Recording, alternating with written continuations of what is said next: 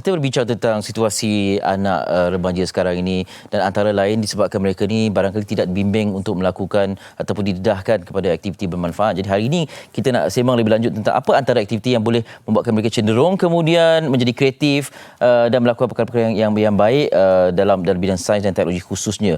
Ini susulan daripada perkhabaran tentang seorang kanak-kanak berusia 9 tahun, apa nama dia? Jason, nak sebut nama dia pun susah. Yang mendapat tempat dalam cabaran NASA membuat menghasilkan atau beri kecipta tandas dalam keadaan zero gravity. Jadi mendapat pengiktirafan dan kita nak cerita lebih lanjut, tapi beliau tidak bersama dengan kita. Jadi cikgunya ada di sini bersama dengan anak murid yang seorang lagi. Saya perkenalkan Encik Chong Su Xiong. Ya, atau sebagai Teacher Chong. Ya. Teacher Chong, selamat pagi. Selamat pagi.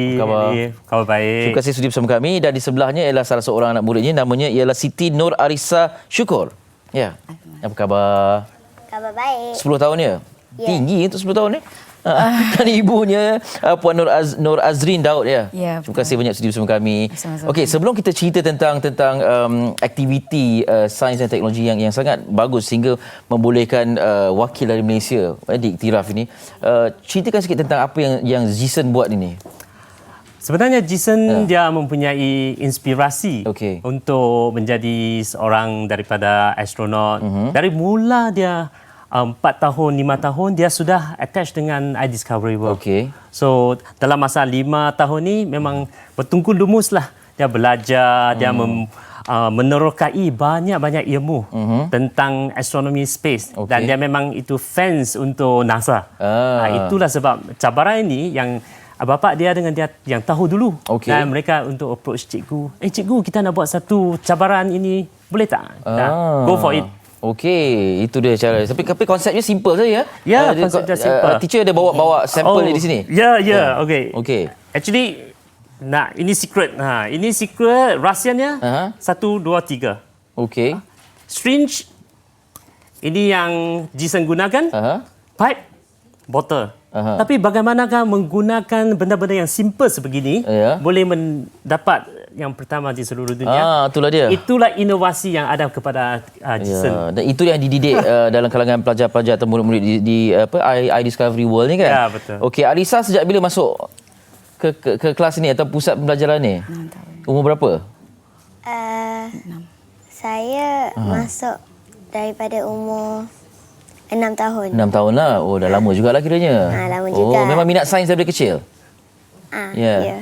Apa yang buatkan awak nak masuk? Minat apa? Dinosaur ke? Sebab biasa anak-anak kecil ni dinosaur lah, space lah. Boleh saya jawab dalam bahasa Inggeris? Boleh, tak ada masalah. Okay. I like to do experiments and like to make inventions. So normally if I do experiments in the house, my mom say, do it outside. Why not mess up? Messy nanti. Jangan kotorkan rumah lah. Apa antara eksperimen yang dibuat? Sometimes I like to. My mom bought me one set. I got some bottle got yeast. Got dried shrimp. I like to use my magnifying glass to close up, zoom, then see what's inside. Okey. Curious betul lah ni ya. Oh, ni betul-betul curious punya kid ni.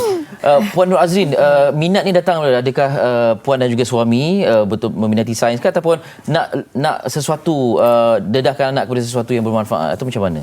Okey, dan sains ni Arissa ni dia kecil dia cepat sikit cakap. So 2 tahun dia dah tahu cakap. So dia suka tanya soalan yang pelik-pelik.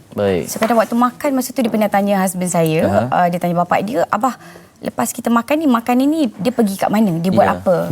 So jadi husband saya cari jalan nak explain dekat dia supaya dia faham dengan cara dia umur dia 2 tahun macam tu. So dia suka tengok dokumentari masa kecil, nama-nama profesor dia boleh ingat. So jadi tu yang so jadi nampak masa sifat tu ingin tahu tu tinggilah ya. Okey. Jadi dengan anak-anak yang datang ni pastinya mereka ni banyak nak tahu tentang banyak perkara. Jadi bagaimana teacher memberi panduan kepada mereka ni to guide them so that they know where to go and what to do? Ya, actually mereka sudah ada pandangan sendiri, terutama yang mereka datang ke center. Tapi mereka mempunyai minat mungkin yang berlainan. Ada yang suka animal, ada yang suka mungkin plant atau yang astronomi. Tapi tiap-tiap satu kita akan sentuh. Yang untuk iDiscovery World, kita mengajar daripada asas sains. Fundamental science mesti kukuh. Lepas tu kita akan build di ke atasnya. Daripada teori 30%, aplikasi experiments 30%, dan juga untuk bagaimana untuk membentangkan hujah. Apa yang anda tahu, anda boleh berkongsi dengan orang lain.